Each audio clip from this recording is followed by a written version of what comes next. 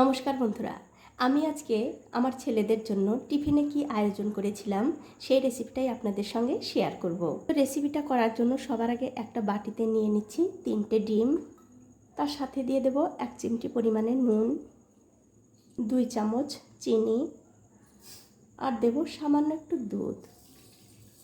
এবারে সব কিছু খুব ভালো করে ফেটিয়ে নিতে হবে। তো এই দেখুন সব কিছু কিন্তু খুব ভালো করে মিশিয়ে নিয়েছি। এখন দেখতে পাচ্ছেন একটা প্লেটের মধ্যে আমি কিছু পাউরুটির পিস নিয়েছি। এবারে এই পাউরুটির যে ব্রাউন কালারগুলো আছে চারিদিকে সেটা আমি কেটে বাদ দিয়ে দেব। এতে করে কি হবে, এই রেসিপিটা দেখতে ভালো লাগবে। তো এই তো দেখুন সবগুলো পাউরুটি কিন্তু আমার কাটা হয়ে গেছে। এবারে যে ডিমের মিশ্রণটা আমি বানিয়ে রেখেছিলাম সেই মিশ্রণটা আবারও একটু নেড়ে চেড়ে নেব।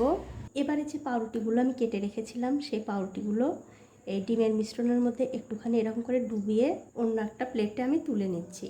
ঠিক এরকম করে আরও একটা ডুবিয়ে এরকম করে একটার উপরে একটা দিয়ে দিতে হবে। দেখুন এটা কিন্তু রেডি হয়ে গেছে। এখন একটা ফ্রাইং প্যান গরম করতে দিয়েছি, তার মধ্যে দিয়ে দিচ্ছি একটুখানি বাটার। এবারে এই বাটারটা একটু ভালো করে গলিয়ে নিতে হবে। বাটারটা যখন ভালোভাবে গলে যাবে তখন গ্যাসের ফ্লেমটা একদম লোতে রেখে যে পাউরুটিটা আমি রেডি করে রেখেছিলাম সেটা এই ফ্রাইং প্যানের মধ্যে দিয়ে দিতে হবে।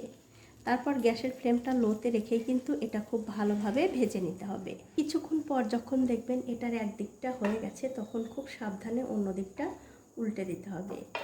আর উল্টে দিয়ে গ্যাসের ফ্লেমটা লো টু মিডিয়ামে রেখে এটা কিন্তু খুব ভালো করে ভেজে নিতে হবে। আর এটা ভাজার সময় কিন্তু বন্ধুরা অবশ্যই ঠিক এরকম করে চারিদিকটা একটু ভালো করে ভেজে নিতে হবে। আর আমার এই ছোট্ট চ্যানেলটি যারা সাবস্ক্রাইব করেছেন তাদেরকে অনেক ধন্যবাদ, আর যারা সাবস্ক্রাইব করেননি তাদেরকে সাবস্ক্রাইব করে নেওয়ার অনুরোধ রইল। আর আমার এই রেসিপিটা যদি আপনাদের ভালো লেগেই থাকে, মানে বিন্দু পরিমাণও যদি ভালো লেগে থাকে, তাহলে অবশ্যই শেয়ার করুন আপনার বন্ধুদের সাথে, যাতে তারাও এই রেসিপিটা বানানোর বিষয়ে জানতে পারে এবং শিখতে পারে। তো এই দেখুন এটা কিন্তু আমি সব দিকটাই খুব ভালো করে ভেজে নিয়েছি। এটা কিন্তু হয়ে গেছে। এটা আমি তুলে নিচ্ছি, তুলে অন্য একটা প্লেটে রেখে দিলাম।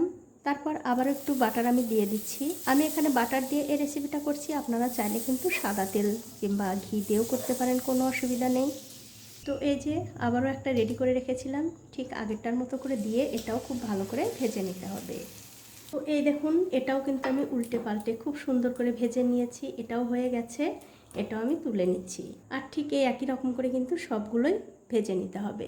তো এই দেখুন এক এক করে কিন্তু আমি সবগুলোই বানিয়ে নিয়েছি।